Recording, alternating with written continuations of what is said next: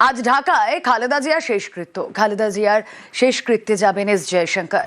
ঢাকায় খালেদা পুত্র ও BNP chairperson Tarique রহমানের হাতে নরেন্দ্র মোদীর শোকবার্তা তুলে দেন এস জয়শঙ্কর। কথা বলবো, সান্নিক প্রতিনিধি রয়েছেন সঙ্গে। সান্নিক, দেখো এখন যা সিচুয়েশন, সেখানে দাঁড়িয়ে বাংলাদেশের সঙ্গে ভারতের সম্পর্ক খুব যে ভালো জায়গায় তা নয়, কিন্তু সেরকম একটা সময় খালেদা জিয়ার মৃত্যু, এস জয়শঙ্করের যাওয়া, নরেন্দ্র মোদীর শোকবার্তা হাতে তুলে দেওয়া কতটা সিগনিফিক্যান্ট?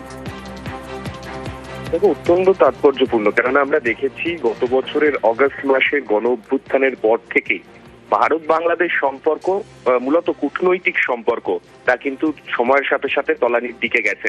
তার নেপথ্যে অবশ্যই ইউনূস সরকার, এই অন্তর্বর্তীকালীন সরকারের আমলে এই সম্পর্ক খারাপের দিকে গেছে। কিন্তু বিএনপি যদি এরপরে, কেননা আমরা জানি সামনে যে সাধারণ নির্বাচন রয়েছে বাংলাদেশে, তাতে বিএনপি যদি ক্ষমতায় আসে, সেক্ষেত্রে হয়তো এই সম্পর্ক ভালো হওয়ার একটা পরিস্থিতি তৈরি হতে পারে।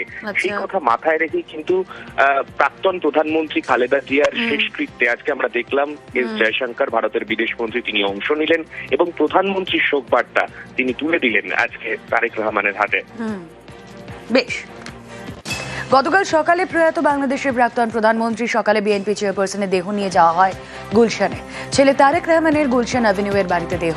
বিএনপি নেতা কর্মী পরিজনেরা তাকে শেষ শ্রদ্ধা জানান। গুলশান থেকে মানিক মিয়া অ্যাভিনিউয়ে শেষ যাত্রা। স্বামী ও প্রাক্তন রাষ্ট্রপতি জিয়াউর রহমানের কবরের পাশেই শেষ শয্যা।